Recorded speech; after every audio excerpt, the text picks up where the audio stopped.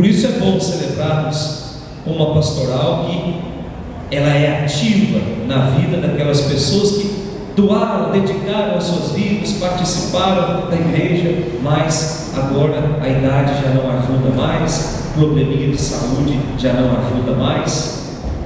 Agora é hora da igreja ir até a casa de vocês, e é isso que a pastoral da saúde faz, com maestria. A palavra de Deus que nós ouvimos nesse final de semana, de número 27, nos convida a refletirmos sobre a atitude correta que devemos assumir diante de Deus. 2 domingos atrás, a palavra de Deus nos convidava a meditarmos sobre a nossa postura diante dos bens materiais, diante do dinheiro. E eu até dizia que para Deus, rico não é quem tem muita coisa. Para Deus, rico é aquele que precisa de muito pouco para ser feliz. A felicidade não consiste no acúmulo de coisas.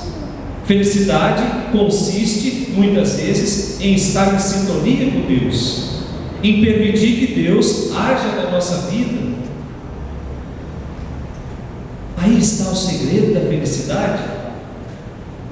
E nesse final de semana nós somos convidados a assumir a nossa postura, ou uma postura diante desse Deus que nos garante a felicidade. A primeira leitura que nós ouvimos, profeta Abacuque, lá no Antigo Testamento, escrito mais ou menos 700 anos antes de Cristo. E o livro de Abacuque é bem pequenininho, só tem 3 capítulos, mas de um significado muito importante. Abacuque é um profeta sem pátria, é um profeta sem sobrenome, que viveu numa época muito difícil, viveu numa época em que 2 poderes dominavam o mundo: os assírios e os babilônios. Os assírios usavam de Deus para convencer o povo, ou seja, pela religião eles formavam um governo. E os babilônios não, os babilônios conquistavam o poder pela força, usavam de força cruel. Então o profeta Abacuque, ele vive nesse ambiente de violência, nesse ambiente de opressão, muitas vezes de injustiça. É por isso que ele começa o texto de hoje queixando-se contra Deus. Não é o que está lá no versículo 2 da nossa primeira leitura: Senhor, até quando clamareis sem me atender? Até quando eu vou ficar pedindo e você não escuta? Até quando devo gritar a ti violência sem me socorrer?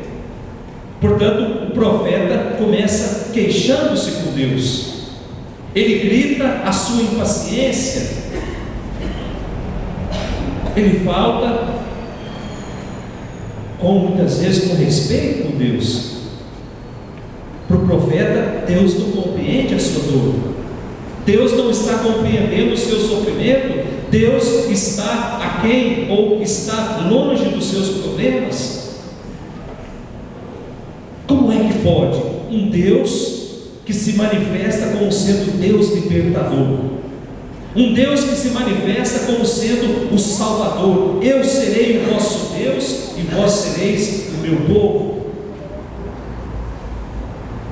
Portanto, o Salvador da história, um Deus que é fiel. Por que é que esse Deus não acaba com tanta violência, não acaba com tanta dor? É essa a queixa do profeta. E olha que o profeta Abacuque viveu há 2.700 anos atrás. Então ele exige que Deus dê uma resposta para ele. E a resposta está lá no finalzinho da primeira leitura, quando nós podemos ver lá no versículo 4: quem não é correto vai morrer, mas o justo viverá por sua fé.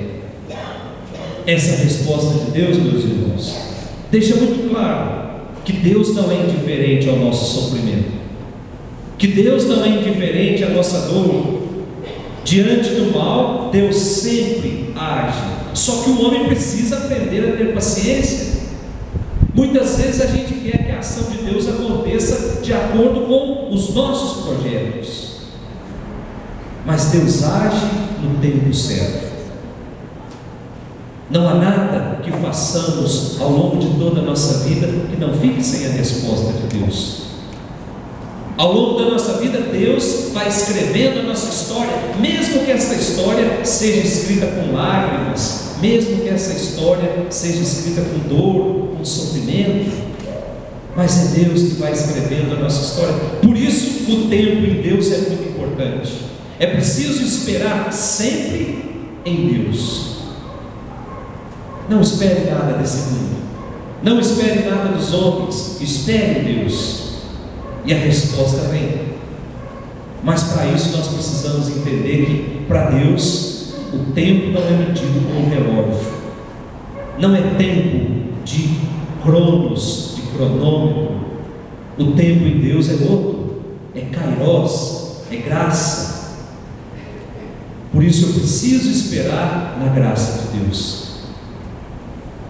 Vamos pedir para Deus essa graça, gente, que nós não fiquemos impacientes diante da idade que já vai chegando, que nós não fiquemos impacientes diante de mais um comprimido que eu vou ter que tomar na minha vida, que nós não fiquemos impacientes diante, muitas vezes, da incompreensão dos nossos filhos, dos nossos netos, que nós esperemos em Deus. Quando a gente espera em Deus, a gente alcança sempre, mesmo que demore, mas a resposta de Deus, ela vem.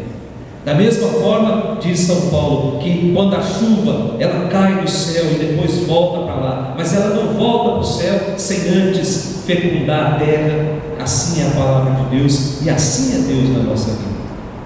Louvado seja o nosso Senhor Jesus Cristo.